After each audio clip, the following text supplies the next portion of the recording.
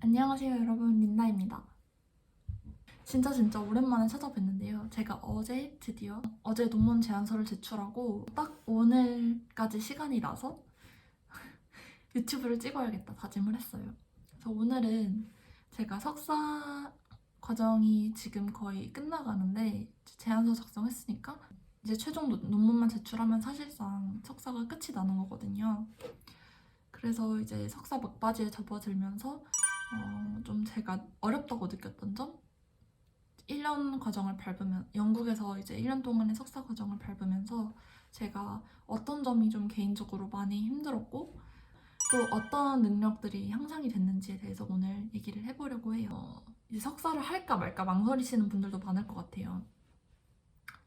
특히나 영국에서는 또 1년이다 보니까 과연 1년 동안 석사를 내가 이수를 할 수 있을까 하는 의문점도 있으실 것 같고 가장 많이 향상됐다고 생각하는 능력들, 이제 어떤 점이 향상됐다고 느끼는지에 대해서 딱딱 집어서 한 대여섯 가지 정도 말씀드려보려고 해요.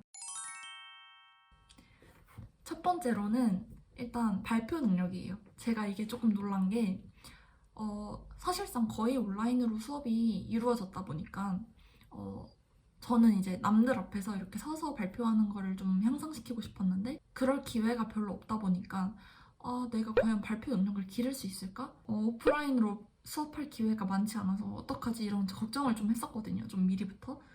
그런데 사실상 온라인으로 하면 사실 본인이 하기에 달려있기는 한데 어쨌든 세미나를 참석하면서 서로 이렇게 대화를 해야 되잖아요. 그 왜 팀즈 써보신 분들은 알겠지만 누가 얘기를 하는지 뭐 이름이랑 이렇게 그 원 주변에 이렇게 띠가 생기면서 누가 말하는지 알 수 있단 말이에요. 그러다 보니까 참여 열심히 안 하는 사람이 두드러지게 보일 수밖에 없겠죠. 그래서 아무래도 다들 열심히 참석을 하는 느낌이 있고 그렇게 세미나를 참석하다 보면은 남들 얘기하는 거 의무적으로 듣고 또 이렇게 발표 세션이 또 따로 있어요. 그러니까 저희가 과제를 수행하다 보면은 예를 들어서 뭐 그룹 발표가 어느 며칠 날 있다 하면은 그거를 그냥 딱 내고 끝 이게 아니라 뭔가 남들 발표를 들으면서 피드백을 주고 그 피드백에 대한 답변을 한 세 가지 정도 준비해야 되는 그런 세션들이 있었어요. 아무래도 이제 지금 코로나 시국이다 보니까 PPT를 이제 만들 때 보이스오버로 목소리 녹음을 해서 그냥 이제 올리는 형식으로 제출을 할 때가 좀 있었어요. 예를 들어서 며칠 뒤에 이제 다른 그룹이 올린 PPT를 보고 나서 이제 질문을 해야 돼요. 그 다음에 이제 또 인터랙티브 세션이 또 있는데 그래서 거기서 이제 뭐 예를 들어서 총 그룹 인원 총 이제 마케팅 학생이 한 90명이다 하면은 그룹을 30명씩 3개로 나눠가지고 그룹별로 이제 서로 피드백을 주고 그러니까 이제 너네 PPT 봤는데 이런 점이 조금 의문이 들었어. 막 왜 그렇게 생각한 거야? 아니면 뭐 여기에 대해서 좀 더 설명해 줄 수 있어? 이런 식의 이제 질문이 될 수 있겠죠. 그래서 여기에 대해서 이제 어떻게 대처를 하고 어떻게 대답을 하느냐 이것도 점수에 반영이 됐거든요. 그래서 이게 발표했다고 끝이 아니라 뭔가 계속 이게 다른 팀들이 어떤 질문을 할 수 있을까? 우리가 어떻게 대답할 수 있을까? 이런 생각들을 계속 끊임없이 해줘야 되고 이런 게 다 이제 이런 게 좀 스트레스였어요. 스트레스인데 되게 도움이 많이 된 것 같아요. 그리고 또 이게 그냥 교수님만 보고 끝이 아니라 다른 학생들도 보고 열심히 준비하지 않고 대충 만들면 이런 질문에 대처를 잘 하지 못하기 때문에 애초에 이제 학생들이 그러니까 약점이 잡히지 않을 정도로 열심히 하는 느낌이 들었고 그러다 보니까 이제 완성도가 되게 높아요. 다른 대부분 이제 발표 PPT 보면은 되게 남들은 PPT 이렇게 만드는구나. 그리고 이제 친구들이랑 같이 PPT 만드는 과정에서 어떤 PPT 템플릿을 제공하는 웹사이트들이 되게 많잖아요. 이제 그런 유용한 웹사이트들도 많이 알게 되고 서로 이렇게 알려주다 보니까 그리고 아무래도 그런 세션 이제 같이 어떤 세션에 한해서는 제출하는 난에 그냥 PPT 파일만 제출하는 경우가 있고 아니면은 라이브로 발표를 해야 되는 그런 상황도 있거든요. 그래서 이런 경우에는 이제 남들 발표하는 거를 이제 선택권이 없어요. 교수님도 거기 있기 때문에 뭐 여기에 참석을 안 할 수가 없어요. 그래서 남들 발표하는 거 듣다 보면 되게 다들 수준이 높더라고요. 저는 제가 한국에서 나름 영어를 되게 잘한다고 자부심을 가지고 있었는데 여기서 이제 되게 중국인 친구들도 영어 되게 잘하고 그리고 이제 네이티브 스피커도 있고 유럽 친구들은 당연히 영어를 더 잘한다는 느낌을 받았어요. 다들 잘하더라고요. 네. 다들 영어를 너무 잘해서 조금 처음에는 현타도 많이 왔어요. 근데 이제 이게 결과적으로 도움이 많이 돼요.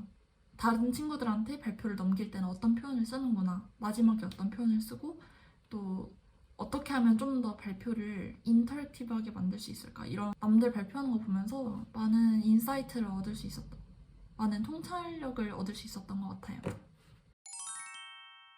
두 번째는요, 시간 관리 능력이 정말 많이 늘었다고 생각을 해요. 왜냐면 이게 정말 어떤 잡 인터뷰를 보던 어떤 채용 공고를 보던 시간 관리 능력을 많이 보고 있잖아요. 좀 많은 회사들이. 이게 진짜 스트레스예요. 왜냐면 이게 예를 들어 그런 말이 있잖아요. 교수님들은 자기 과목만 듣는 줄 안다, 학생들이. 그럴 정도로 진짜 석사도 이 모듈, 그러니까 데드라인이 다 겹치는 거예요.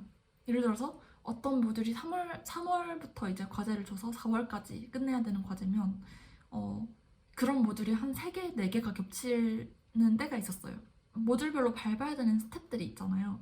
그러면 내가 어떤 과목에 대한 어떤 스텝을 언제 밟고 이거에 대한 자료 조사를 미리 해놓고 그 다음에 이 모듈에 대한 뭐 에세이를 시작을 해야 돼.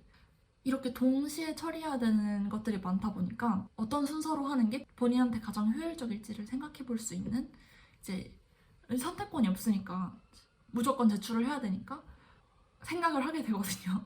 어떤 게 나한테 가장 좋은 길일까. 그리고 또 동시에 여러 개를 처리해야 되는 게 뭐 비단 과제뿐만이 아니라 저의 경우에는 뭐 솔직히 과제가 끝났다 하면 저는 이제 블로그도 쓰고 싶고 유튜브도 찍고 싶고 또 밀린 영상들도 편집하고 싶고 이런 것들이 있단 말이에요. 근데 이게 1년 과정이다 보니까 무지 빡세요. 1년 과정이다 보니까 이게 세 학기로 나눠져 있는데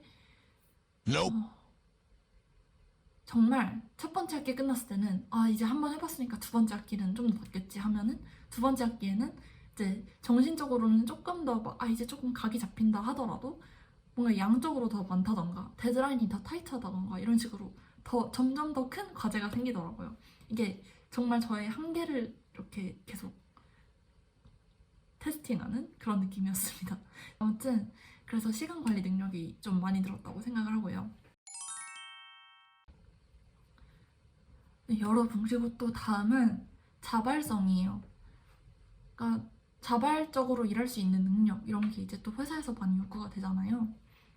정말 이게 많이 늘었다고 느낀 게 물론 대학생 때도 자발성이 많이 요구되기는 하죠. 고등학생 때처럼 이제 그냥 주는 것만 받아서 하진 않으니까 이제 스스로 찾아서 하는 건데, 아무래도 대학생 때는 뭔가 학사와 석사의 차이점이 있다면 그 에세이의 경우는 남들이 써줄 수 있는 게 아니잖아요. 석사의 경우에는 이 50점이 넘지 않으면 페일을 받을 수 있기 때문에 그리고 이 들어가는 돈이 만만치 않잖아요, 석사에 있어서. 그리고 이제 공부를 할 의향이 있는 사람들만 오기 때문에 아무래도 받는 압박감이 더 많은 것 같아요. 누군가가 이렇게 푸시하지 않아도 남들도 다 열심히 하니까 그냥 그런 거에 있어서 자극을 많이 받게 되고, 뭔가 남들도 이거를 혼자서 알아서 하니까 나도 내가 알아서 해야 돼, 이런 생각이 좀 들었어요. 그리고 한국에서는 여러분, 카톡으로 만약에 과제에 대해서 조금 의문점이 생겨요. 그러면은 친구들이랑 카톡으로 그냥 한국어로 물어볼 수 있잖아요. 이제 만약에 여러분들이 영국어로 석사를 오잖아요. 저희 학교의 경우에는, 그리고 저희 학교, 이제 제가 랑카스터 학교에 다니는데 이제 경영대 이제 마케팅 코스에 한해서 제가 유일한 한국인이거든요. 그래서 이게 물론 한국어에 관심 있는 사람들도 되게 많아요. 한국어에 관심 있는 친구들도 많은데 제가 그렇다고 해서 그 친구들한테 한국어로 물어보진 않잖아요, 과제에 대해서.